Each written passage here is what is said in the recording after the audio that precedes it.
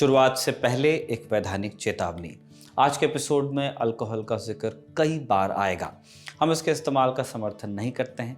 ये स्वास्थ्य के लिए हानिकारक है और इसके सेवन से बचना चाहिए। आपने वैधानिक चेतावनी सुन ली, अब कहानी शुरू करते हैं। तारीख 16 नवंबर 1951। सऊदी अरब के जद्दा में पार्टी चल रही थी। मेज़बान थे ब्रिटिश राजनयिक सिरिल उस्मान। उन्होंने शाही परिवार को भी न्योता भेजा था। इस पार्टी में शराब का भी इंतजाम था। पीने वालों ने कायदे से पिया, मगर एक ने हद पार कर दी। जब अति हो गई तो उस्मान ने उसको रुकने के लिए कहा। सामने वाला शख्स नाराज हो गया। उसने पहले खूब सारा हंगामा किया, फिर बंदूक निकाली और उस्मान को गोली मार दी। उस्मान की मौत हो गई।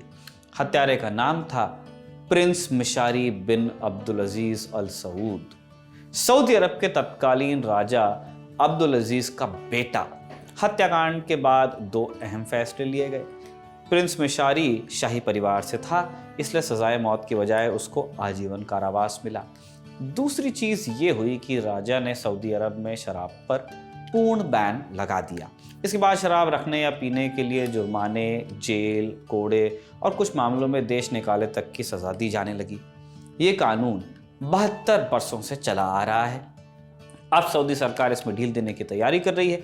7 दशकों में पहली बार सऊदी अरब में अल्कोहल की दुकानें खुलने जा रही हैं, लेकिन कुछ शर्तों के साथ। आज के आसान भाषा में समझेंगे कि सऊदी में शराब की वापसी कैसे हुई, शराब को लेकर सऊदी अरब और दूसरे इस्लामी देशों में क्या नियम हैं, और सऊदी अरब की पोस्ट ऑयल इकोनॉमी की कहानी क्या है। नमस्ते, मैं हूं निखिल और आप देख रहे हैं हमारा खास प्रोग्राम आसान भाषा में, जहां आज बात सऊदी अरब में शराब की।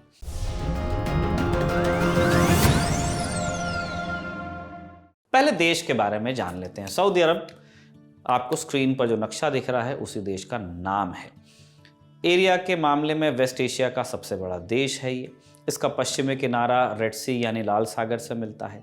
रेड सी पार करते ही अफ्रीका शुरू हो जाता है। सऊदी अरब की ज़मीनी सीमा कुल 8 देशों से मिलती है: Jordan, Iraq, Kuwait, Bahrain, Qatar, UAE, Oman और यमन। सऊदी अरब की आबादी लगभग 3 करोड़ 60 लाख है। सऊदी अरब से ही इस्लाम का उदय हुआ, या ये कह सकते हैं कि इस्लाम का जहाँ से उदय हुआ वही आज मॉडर्न सऊदी अरेबिया है। इस्लाम के 2 सबसे पवित्र शहर मक्का और मदीना सऊदी अरब में ही हैं। मुल्क का राजकीय धर्म इस्लाम है। 93% से अधिक आबादी इस्लाम का ही पालन करती है। इसमें भी 90% आबादी सुन्नी इस्लाम को फॉलो करती है, बाकी लोग शिया हैं। इसके अलावा 4% में ईसाई और बाकी दूसरे धर्मों के लोग भी हैं। सऊदी अरब की आधिकारिक भाषा अरबी है। राजधानी रियाद है, यही सबसे बड़ा शहर भी है। अब सऊदी अरब के इतिहास की तरफ चलते हैं। 1932 के शाही आदेश के तहत किंगडम ऑफ सऊदी अरब की स्थापना की गई। इब्न सऊद पहले राजा थे। कालांतर में इन्हीं का परिवार सऊदी अरब का शासक हुआ। 1938 में यहाँ तेल के कुओं की खोज हुई। इसके बाद मुल्क की किस्मत बदल गई। सऊदी अरब पैसे और वर्चस्व के मामले में मिडिल ईस्ट में ताकतवर बनता चला गया, क्योंकि तेल खूब था।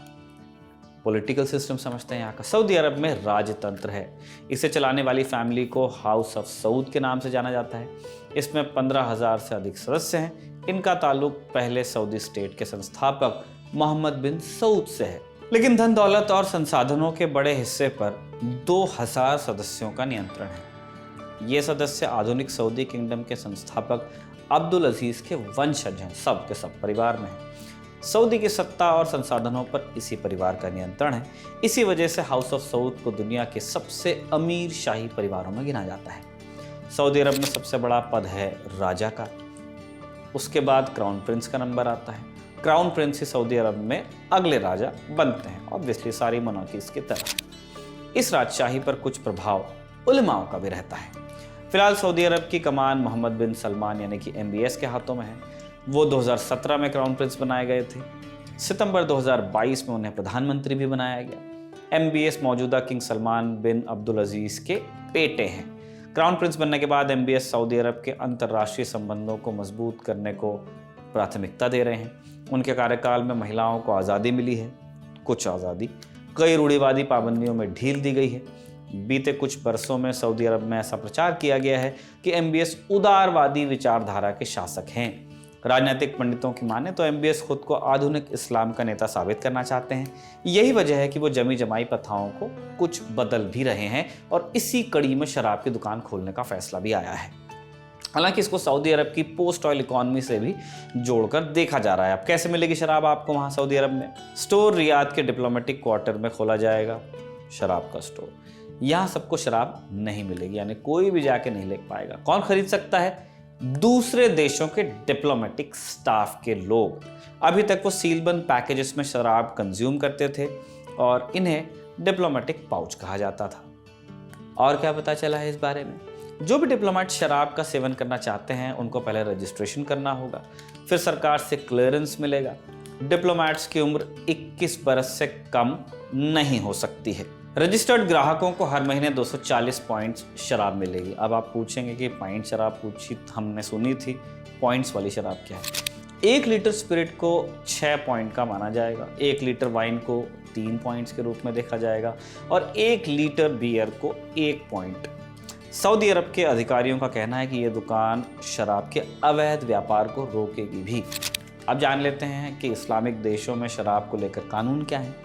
कुवैत में 1965 में शराब की खरीद और बिक्री पर प्रतिबंध लगा।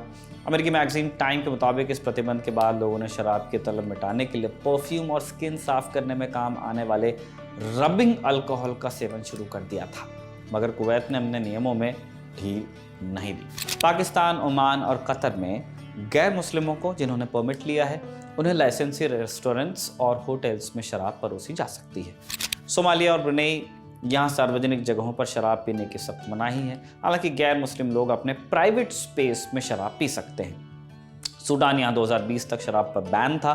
2020 में सूडान ने गैर मुस्लिमों को शराब पीने की इजाज़त दे दी। हालांकि नए कानून के अनुसार अगर आपको सूडान में शराब पीनी हो तो आप मुस्लिमों के आसपास या उनके साथ बैठकर नहीं पी सकते। अब आखिर में समझते हैं कि इस फैसले के पीछे सऊदी का विजन क्या है। सऊदी अरब तेल का उत्पादन करने वाले देशों में सबसे बड़े संगठन organisation of the petroleum exporting countries, short में ओपेक का हिस्सा है। वहाँ हर रोज करीब 11 मिलियन बैरल तेल का उत्पादन होता है, जो पूरी दुनिया के कुल प्रोडक्शन का 12% है। पर सऊदी अरब ये बखूबी समझ चुका है कि तेल का ये खेल हमेशा तो नहीं चलेगा।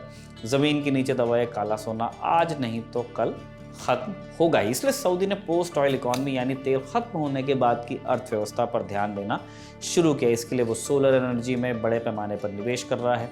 साथ ही उसे पता है कि अगर बिना तेल के देश की अर्थव्यवस्था को दुरुस्त रखना है तो विदेशी पार्टनर्स को भी रिझाना पड़ेगा। इसी सोच के साथ एमबीएस ने 2016 में विजन 2030 नाम से एक योजना शुरू की।